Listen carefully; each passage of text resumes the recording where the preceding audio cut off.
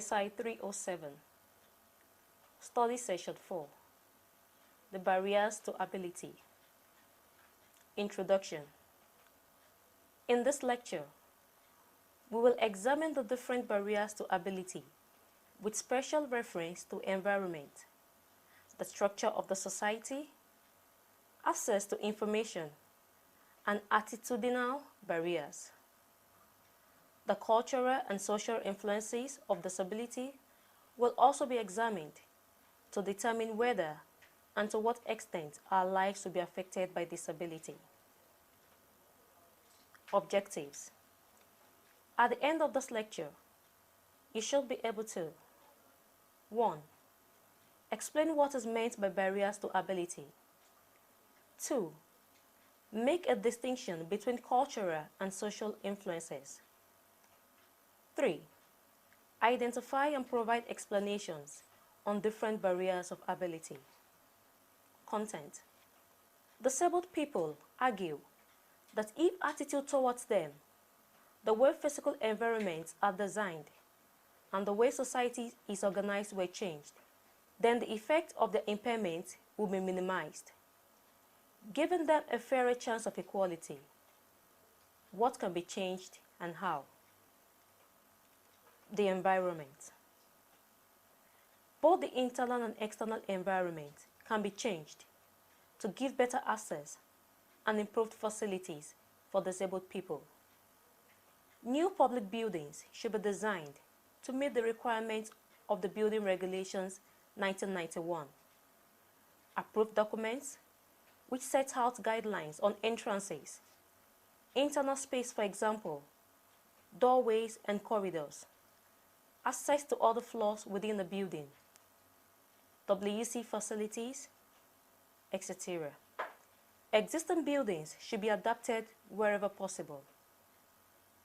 Outside consideration of the needs of disabled people will include, for example, incorporating dropped curbs at crossing, providing tactile pavement for built and partially sighted people, locating street furniture in places where they are not going to be an obstruction, and highlighting them by using color contrast, including parking spaces that are close to amenities and that are wider to allow wheelchair access, providing public toilets that are wheelchair accessible. Good and considerate design is of benefit to all people, not just those with disabilities. The structure of our society, to a certain extent, society dictates how we run our lives. We have rules, protocols, and procedures that are based on tradition and are very rarely questioned. We conform because we do not want to be different, but sometimes these traditional values make it difficult for disabled people to fit in. For example, in the work setting, a company may have strict guidelines on how the working week is structured. The day may have started at 8:30 a.m. with a briefing session, making it difficult for a disabled person who needs extra time in the morning to get dressed and to the office to attend. But if the employer introduced flexible time and scheduled meeting for the middle of the working day, the disabled person will not have any difficulty attending. Access to information. We rely on written material for academic studies and in our day-to-day lives to tell us what time the buses are running and how our kitchen appliances operate. This information is only useful to people who can read or understand what they are reading. To help people with disabilities, information should be available in plain English, large print, and braille, and/or audio cassette, or through a speech synthesizer. People who are unable to hear spoken words should have access to a sign language interpreter or subtitles if the information is on screen. Attitudinal barrier.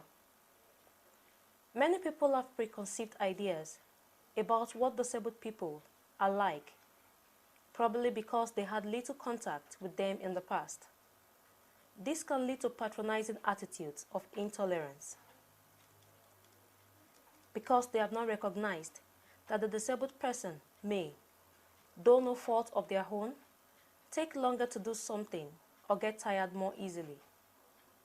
People may automatically adopt a discriminatory attitude by making an incorrect assumption that a disabled person will not be as capable as a non-disabled person. Cultural and social influences. What will influence whether and to what extent our lives will be affected by disability? The causes of disability are very diverse and will affect people of all social and cultural backgrounds. But there are some factors that will make us more vulnerable to the causes. For example, where we live in the world.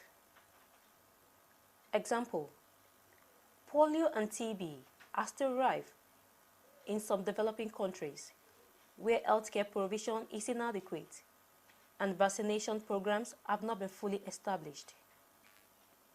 Income.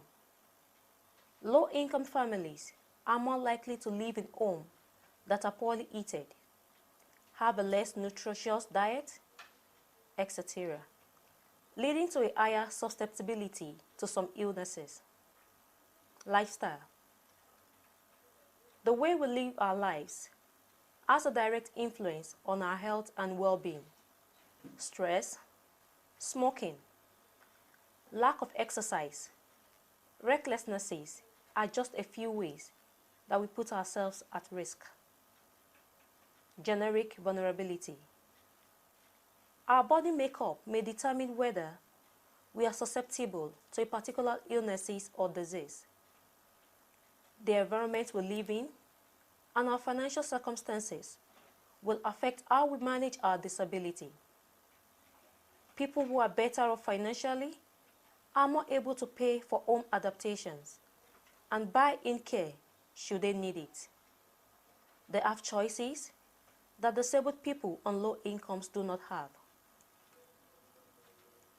People who have acquired a disability later in life are more likely to have invested for a secure future,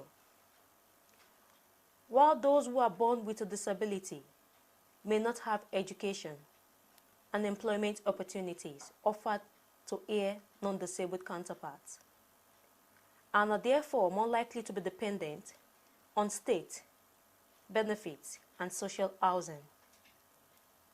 Some cultures have a greater commitment to family, so that rightly or wrongly, the immediate and extended family can be relied upon to offer support to the disabled family member. Other cultures have customs that may make life easier or more difficult for disabled people. For example, the way we prepare and eat our food, the clothes we wear, the way we manage personal tasks. Summary. In this lecture, we have focused on different barriers of ability and also examined various cultural and social influences of disability. In this exercise, we noted that some cultures have a greater commitment to family, so that, rightly or wrongly, the immediate and extended family can be relied upon to offer support to the disabled family member. End of study session 4. Thank you for listening.